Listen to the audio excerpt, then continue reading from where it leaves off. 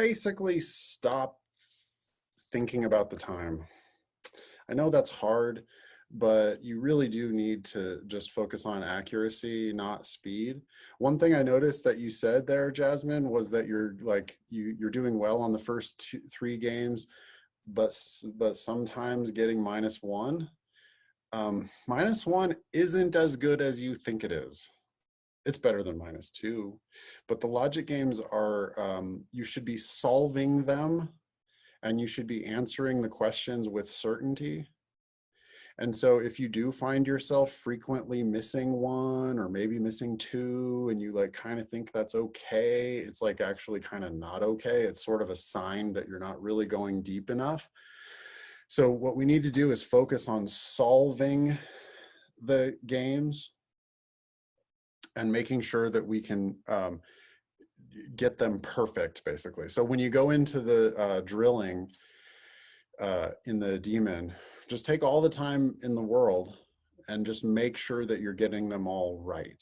Like win that battle of will, keep working all the way through for the full, however long it takes. And then when you hit submit, you should expect all the answers to turn green. Okay. Okay. Yep. If you get stuck and you want to watch a video, that's fine too. But watch a little bit of the video and then hit pause and then work your way through it on your own until you get stuck again, then unpause it. Yeah. Cool. Thank you. The other thing I would say is work at it a little bit every day. Okay. For basically as long as it takes. Games is largely a test of how hard you can work. So, and because games, you know, most people don't start off good at all at the games. Most people like super suck at the games when they start out. Games is also the easiest section on which to improve. Okay. So if you grind it out, we have 370 something games to practice with. Anybody in the room do all 370 whatever games? Yeah, I see a couple hands. So some of your colleagues, you know, have vastly outworked you at this point. And that's an opportunity. Yes, it is. You know, it is, because I promise you, if you keep working on the games, you will improve. Like I've never met anybody who can't improve on the games. Okay, thank you. Yeah, you're welcome. Thank you for your question. Hey Nathan. Oh.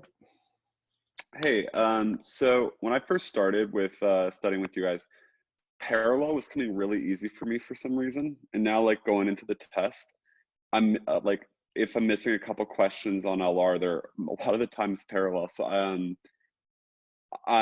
wondering if you have any tips for just parallel questions in general in any ways that I should be studying. I drilled them for about an hour today using the filter and just to hone my approach. Sure. I mean, that's probably what I would have recommended. Go into the daemon, change your drilling feature to where it only gives you parallel reasoning questions. Spend an hour drilling them.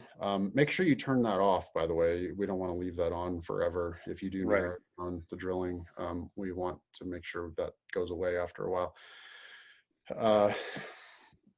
You know, back to like super basics with parallel reasoning, it's always about the argument first, right? We have to attack the argument. And the first step is always, does the argument hold water or not? Can I ask you a specific question really quickly? I don't want to hog too much of the time. But when you attack a parallel, I feel like sometimes I'm getting caught up a little too much, or like in like trying to match like I don't know how to explain it. Like if it's like positive or negative, like if this happens, then this doesn't happen. Should I not be paying attention to like the outcomes, but more just like the general structure, would you say? Yeah. I don't know if that shit. No, Jack, is it bullshit or not? Okay. That's always step one. It sounds to me, it actually kind of sounds like you know in advance that it's a parallel reasoning question, which makes me think you're reading the question stem first, which I hope to God you're not doing that.